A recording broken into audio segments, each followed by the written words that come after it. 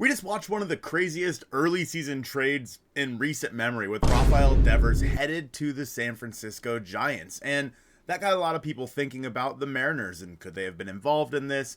And are they going to make a move early like they have in years past? Obviously, the trade deadline, July 31st, is coming up. And there was an article that came out on Seattle Sports with Trident Talk where Jerry Dipoto went on and talked about kind of the Mariners trade strategy and what they're going to be doing this season. And it sounds like the Mariners might actually be willing to make some big moves at this deadline and that they have the ability to do so. Now, there's a lot of different things to talk about in this article, and there's one thing at the end that I think is kind of really important to the thought process of when the Mariners can make this trade, but I'll talk about that here in a little bit. We have to start with the beginning of this article. Now, in years past, Carlos Santana, Denard Span, Alex Colomé, even Randy Arozarena was earlier than the actual deadline, right? A lot of moves happen on deadline day. Randy Arozarena was on the 25th of July. We saw the Carlos Santana trade in the middle of June. So we know that the Mariners are not afraid of making moves this early in the season, especially as there starts to be some clear holes in this team that the Mariners need to address. And that's something that Dipoto talked about here. He said, we're finding out that, like we expected, there will be teams that are looking to move early. As we've shown in the past, we're kind of an early mover. Once we decide what our need is, we don't mind being the first team to move. And we feel like we've got one of the deepest farm systems in the league. We have obvious needs that are starting to clarify. And this is an area where we've been not particularly conservative in how we deal in July at the deadline. And that much is kind of true. Obviously, I think the 2022 trade deadline might actually be the outlier, right? Where they only acquired Eduard Bazardo in that trade deadline. But you think about 2024, they went out and got Randy Arozarena. They ended up getting Justin Turner. There were talks about Vladdy and whatnot, but whatever. The Mariners were pretty aggressive in that deal.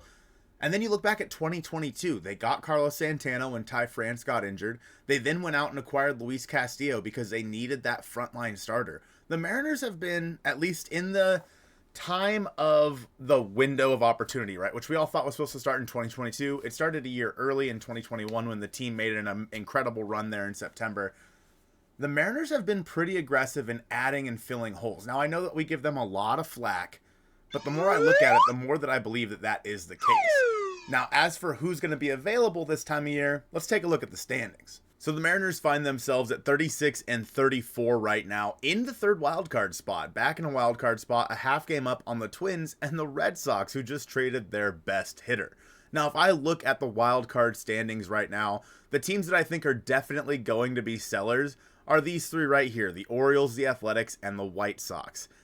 I don't really think there's anybody on the White Sox I would want, or even the Athletics, but with the Orioles, we've talked about Ryan O'Hearn in the past, obviously some of their relievers. We've also talked about Cedric Mullins when he gets healthy. I think the Angels will end up being sellers as well, but we'll just have to wait and see on that. I don't think they're going to be as good as they think they are. They are losers of 3 straight right now with a negative 62 run differential. That is terrifying. There are a lot more sellers in the National League, in my opinion, starting with the Braves, who are 8 games back of a wild card, the Nationals, the Marlins, the Pirates, and the Rockies. Obviously, there are a lot more players on those teams that I think make a lot of sense. The Braves have a great team.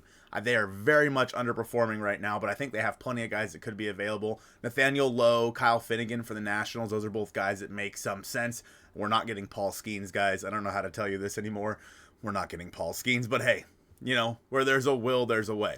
So yeah, there's definitely guys on these teams that would make some sense, and these are all clear sellers. I'd say there's about 8 clear sellers right now as of Monday, the 16th of June.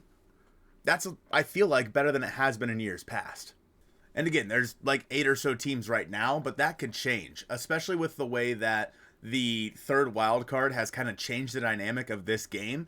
There's a chance that some of those teams get back into it. There's also a chance that some of these teams fall out of it, but the overarching theory over the past couple of years has been that teams don't really want to sell too early because they might still be in it at the trade deadline because of that extra wild card spot.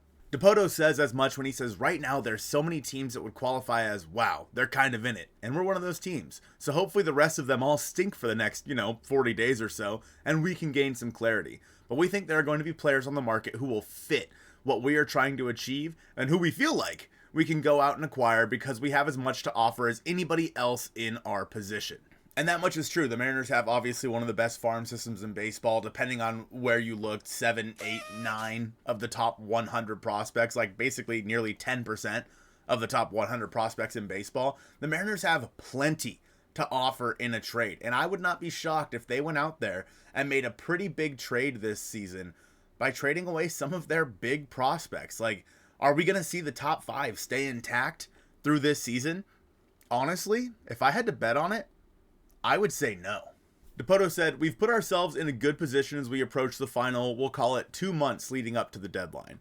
We have reached the point in the season where we have identified where our biggest needs are, and we are in the process, like most teams in the league, of identifying players around the league who we feel can help us fill those voids. Fortunately for us, it's not 7 voids. Poto's talked about clarity and kind of the players that they think will be available to fill the voids they have. One of those voids, obviously, being first base. The first base market should be awash with players this trade deadline, and I think that the Mariners are going to be one of the most aggressive teams at acquiring one of those players, whether it be Ryan O'Hearn, Nathaniel Lowe, Josh Naylor, for example, is another one that makes sense. I don't know. There's just plenty of guys at first base I think the Mariners could go out there and get during the trade deadline this year that would definitely help solidify that position. They could also try to add somebody to right field instead and have Luke Raley be the first baseman. That's another move they could go out there and make. I think Ryan O'Hearn can also play the outfield, not very well, but if you need him to, they could look at trying to fill either third or second base if they don't think that Williamson or Cole Young are cut out to be at the big leagues just yet and they want to send them back down to AAA. And of course, I think the bullpen is a position the Mariners definitely need to fill. There are guys on this roster who just shouldn't be here, of course. I mean, Edward Bizardo, for what it's worth, has actually been pretty good, but Trent Thornton should not be on this roster anymore. And so I think that if the Mariners were to go out there and add a guy, let's say they added Nathaniel Lowe and Kyle Finnegan, that's a great deadline already. Just by adding those guys, I don't think you should be done if you have that deadline, but that's a really good start to a very good deadline for a team that has a chance to win this division. Dipoto said, we usually shop near the top of the market and we're as aggressive in trying to get it done early as anybody. And we've been doing that now for the last 3 or 4 years. And I think we'll do that again. Now this part's important. Dipoto said, the Mariners front office has the freedom from ownership to fill their needs before the 3 p.m. July 31st deadline. Does that mean that Jerry Dipoto and Justin Hollander have the money to go out there and acquire some players if they feel like the fit is there? We've heard the Mariners have the freedom to go out there and acquire players, and yet it still always feels like they're being hamstrung by ownership. We've heard before they're going to have the freedom, and then all of a sudden, John Stanton pulls the rug back and says, never mind. Never mind. Now, I personally think the Mariners should make a move sooner rather than later before John Stanton can change his mind. That's just kind of where my head is at. But they have the versatility in payroll to go out there and acquire some players, according to Jerry Dipoto. Not to say that there's a lot of guys making a ton of money that are going to be available. Obviously, Rafael Devers was one of them. But he's making a ton of money for the next 7-8 years. That might have been a little bit too much. And obviously, it doesn't sound like he was being shopped around. It sounds like it was one phone call made by Buster Posey from the Giants and that got this job done. So I'll be interested to see what that means in terms of monetary value, but nonetheless, let's keep going. Dipoto says, I know we have the freedom to do it. The ownership is going to give us the flexibility to do it, and it just matters who's available at the deadline. That is the hard part right now. Sure, we're being told that a lot of these guys are gonna be available at the deadline right now, but who knows? Like, let's say one of these teams gets hot. Let's say the I don't even know. The Orioles get hot, right? They win like 10 in a row. They put themselves right back in the conversation. Those guys are probably off the table trade-wise, right? We have to hope that some of these teams suck over the next month or so that we can make sure the Mariners can go out there and make the moves that they need to make. One of the biggest hindrances, at least in the upcoming weeks, maybe not so right this very minute, but probably starting in about 10 days or so, the Mariners and the rest of Major League Baseball have to get ready for the MLB draft and make sure they're doing their homework on who they're going to pick. And the Mariners have one of the most important picks in club history at number 3. Who are they going to go with? And we'll have, we as a channel will start breaking down kind of the MLB draft as it gets a little bit closer. Right now, it's a little too early to say, but a lot of teams will not be making trades during that time because they're focusing on the draft. So if the Mariners are going to make a trade early, they kind of got to make it now. They kind of need to get the job done now and fill some of those positions of need. Dipoto said, June is usually the month where a lot of formative conversations are taking place because right after the 1st of July, the last couple days of June, 29 other teams like us are going into hibernation for draft meetings. And for about 3 weeks, you're going to be thinking about the future of the Mariners, not necessarily what happens at the deadline. Now, don't get me wrong, the Mariners are still going to be thinking about what's happening at the deadline, but the Mariners are very, very good at drafting and developing. They need to make sure they get this pick of all picks right. Pick 3 in this draft, and then obviously pick 35. That is massive for this team. It's hard to understate how important this draft is for the Seattle Mariners, because if they go out there and get a guy who can be a cornerstone of this team sooner rather than later for the next decade, that is huge. And I think that the Mariners don't get the opportunity to draft in the top 5 all that often. So this is really big for this team. So I can't say that I blame them for not going out there and looking at guys, towards the end of June. They have to focus on the draft. And that's one thing where I think the Mariners either need to get it done now or we're going to have to wait until after the All-Star break for them to make that move. And maybe that's the right choice because it's still so hard to tell where this team is going.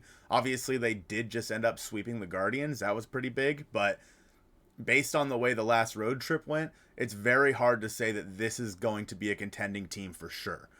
At least until they go out there and add some pieces. Let me know in the comments down below what you think this team should do at the deadline. I appreciate you guys watching this one, and go Mariners.